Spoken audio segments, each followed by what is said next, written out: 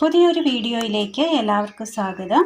ഇന്ന് നമ്മൾ തയ്യാറാക്കാൻ പോകുന്നത് നല്ലൊരു റെസിപ്പിയാണ്. അതിനായിട്ട് നമ്മൾ നല്ല വരിക്കച്ചക്ക എടുത്തിട്ടുണ്ട്.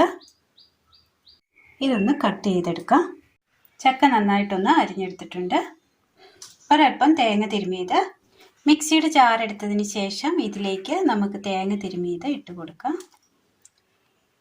ഇതൊന്ന് നല്ലതുപോലെ ഒന്ന് ചതച്ചെടുത്തുകൊണ്ട് വരാം. തേങ്ങ നല്ലതുപോലെ ചതച്ചെടുത്ത് കൊണ്ടുവന്നിട്ടുണ്ട്.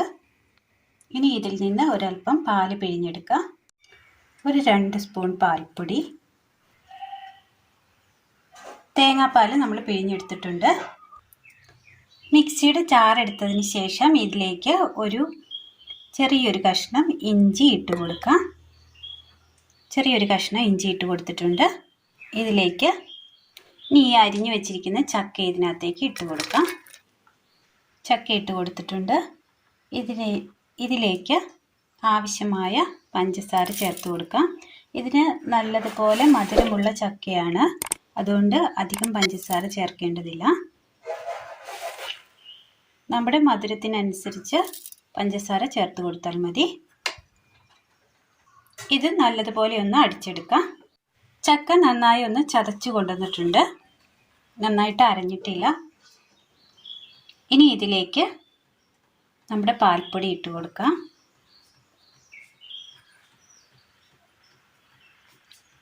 ഒരൽപ്പം തേങ്ങാപ്പാൽ,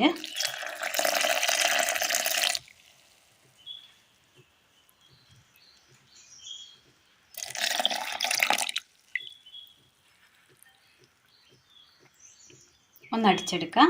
നല്ല ജ്യൂസിയായി അരച്ചെടുത്തിട്ടുണ്ട്. ഇനി ഇതിലേക്ക് ഒരൽപ്പം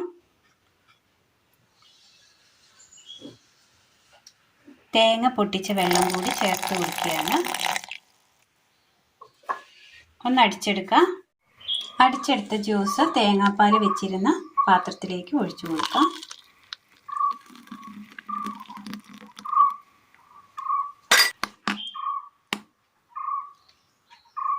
ഇനി ഇതൊരു 15 മിനിറ്റ് നേരം ഫ്രിഡ്ജിൽ വെച്ചതിന് ശേഷം തണുപ്പിച്ച് ഉപയോഗിക്കാവുന്നതാണ്.